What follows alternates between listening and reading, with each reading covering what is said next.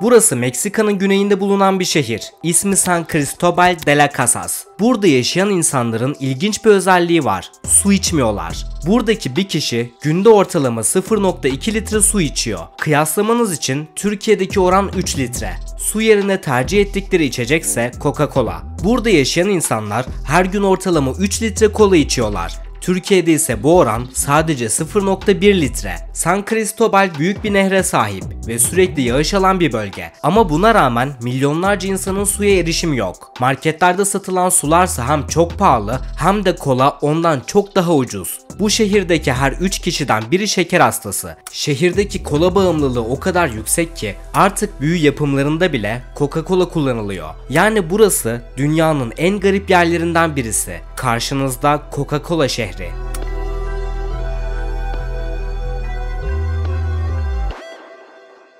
Videoya geçmeden önce sizden bir isteğim var. Çok küçük bir ekiple hem spor hem de jeopolitik konular hakkında Türkiye'nin en iyi belgesellerini üretmeye çalışıyoruz. Bizi desteklemek için katıla abone olabilirsiniz. Böylece hem isminiz kanalda görünür hem de bağımsız Türk belgeselciliğini desteklemiş olursunuz. Duyuruyu bitirdiğime göre artık Meksika'ya gidebiliriz. Meksika'daki her şeyi değiştiren olay 1994 yılında oldu. Coca-Cola şehrin uzağında çok da büyük olmayan bir fabrika kurdu. Biliyorsunuz fabrikalar her gün tonlarca su kullanırlar. Haberler ya da politikacılar su azalıyor diye sürekli halkı suçlarlar. Ama en çok su kullanan yerler aslında fabrikalardır. Meksika'daki kola fabrikasının da ihtiyacı olan şey suydu ama bir farkla. Onlar suyu yer altından çektiler. Kuyu açmak size çok eski bir gelenek gibi gelebilir ama hala kullanılıyor. Özellikle de fabrikalar tarafından. Bizim evlerimize gelen su çok pahalı olduğu için büyük fabrikalar genellikle kuyu açarlar. Böylece maliyeti 1/10'a düşürürler. Şu anda beni hangi şehirden izliyorsanız bilin ki fabrikalar şehrinizin yeraltı suyunu zengin olmak için kullanıyorlar. Coca-Cola fabrikası da aynı yöntemi tercih etti. Birkaç kişilik çevreci gruplar protesto yapsa da sonuç tabii ki değişmedi. Ama tek suçlu sadece fabrika değil. Meksika her şeyiyle çok kötü tasarlanmış bir ülke. Altyapı yetersiz ve doğru düzgün bir kanalizasyon sistemi yok. Hatta çöp toplama merkezi bile yok. Tuvalet atıklarından plastiklere kadar her şey şehrin dışındaki nehirlere atılıyor.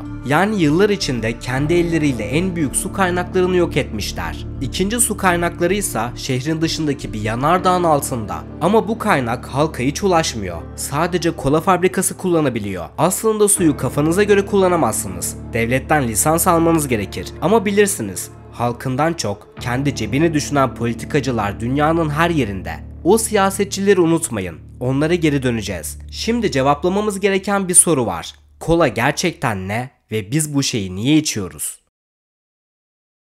Coca-Cola 1886 yılında aslında bir eczacı olan John Pemberton tarafından icat edildi. Eczacı olması önemli. İlk başta tıbbi bir tonik olarak satılıyordu. Çünkü içinde kokain ve kafein vardı. Zaten ismi de tam olarak buradan geliyor.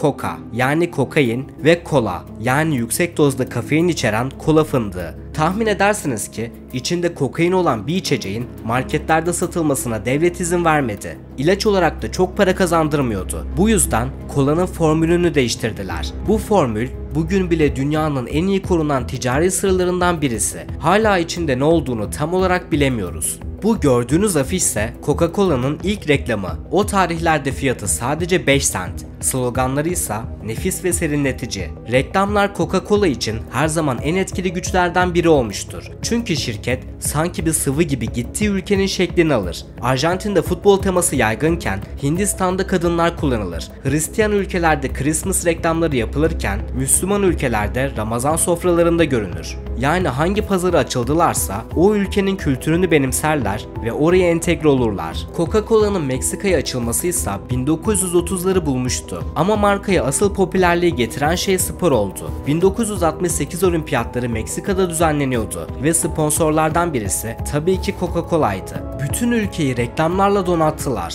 Halka kolayı tanıttılar, hatta bedava dağıttılar. Artık bu siyah içecek Meksika'da popüler olmuştu İnsanlar maç izlerken serinlemek için ya da sadece yemeğin yanında kola içmeye başlamışlardı. Asıl kırılmaysa 1994'te geldi. Amerika, Meksika ve Kanada arasında yapılan anlaşmayla ticaretteki sınırlar kaldırıldı. Hemen hemen birçok şey vergisiz alınıp satılıyordu. Bu sayede kolanın fiyatı Meksika'da çok ucuzladı. Artık Meksika'daki kola satışları Amerika'yı bile geride bırakmıştı. Ama Coca-Cola Meksika reklamlarını duraklatmadı. Hatta tam tersine artırdılar. Çünkü sadece şehirde yaşayan insanlar yetmezdi. Yerel kıyafetler giymiş insanların kullanıldığı reklamlar yapmaya başladılar. Coca-Cola artık Meksika'nın en ücra köşelerinde bile satılmaya başlamıştı. Bu reklamlar sayesinde marka Meksika kültürüne entegre oldu. Hem de ne entegre olmak.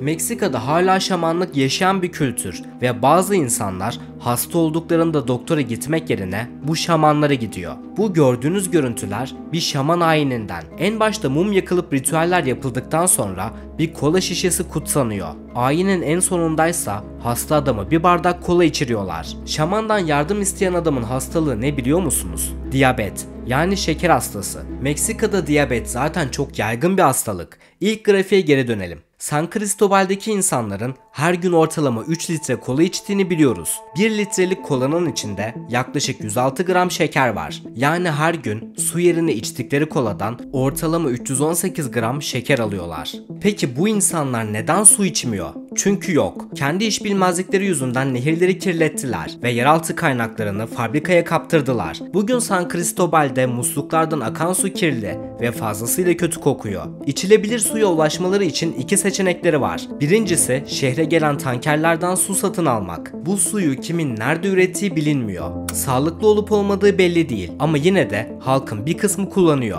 Diğer seçenekse marketlerden şişe su almak. Ama su koladan çok daha pahalı ve halk yoksul. Hemen hemen hepsi çocukluğundan beri susadığında kola içti ve şimdi ondan çok daha pahalı, şekersiz bir sıvıya para vermek istemiyor. İşte tam bu noktada hikayeye yeni bir şirket daha dahil oluyor.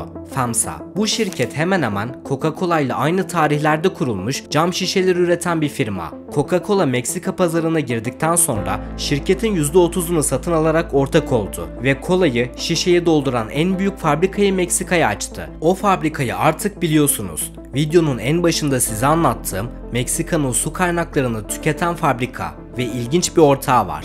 Vicente Fox 1975'ten 1979'a kadar Coca-Cola'nın Meksika CEO'suydu. 2000-2006 arasındaysa Meksika'nın başkanı oldu. Hani şu fabrikanın yeraltı sularını kullanma hakkını aldığı lisans var ya, onun başkanlığı döneminde verildi. Yine onun döneminde gazlı içeceklerden alınan vergi oranı düşürüldü. Suya ise ekstra vergi kondu. Marka hiç kimseye hesap vermeden onlarca yıl boyunca bu düzeni devam ettirdi. Aradan geçen yıllardan sonra protestolar her geçen gün arttı. Twitter ve Instagram'ın yaygınlaşmasından sonra bu şehir insanların su içmediği yer olarak popüler oldu. Ve nihayet 2014 yılında getirilen vergilerden sonra kolanın fiyatı arttı. Bu fotoğraf Guardian gazetesinde geçtiğimiz yıllarda yayınlandı. 600 mililitre kola 13 dolara satılıyorken aynı oranda su 8 dolar. Ama burada yine bir gariplik var. 3 litre su alırsanız 33 dolar ödeme yapacaksınız. Ama indirimdeki 2,5 litrelik kolayı satın alırsanız tam 8 dolar daha ucuza gelecek. Ayrıca dikkat ederseniz rafta sadece tek bir marka su var. Türkiye'de herhangi bir markete girerseniz en az 5 farklı marka su görürsünüz. Burada sadece Ciel marka su satılıyor. Markayı internette araştırınca karşımıza yine Coca-Cola çıkıyor. Ciel aslında Coca-Cola'nın bir yan markası ve suyu şişeye dolduran şirket yine FEMSA.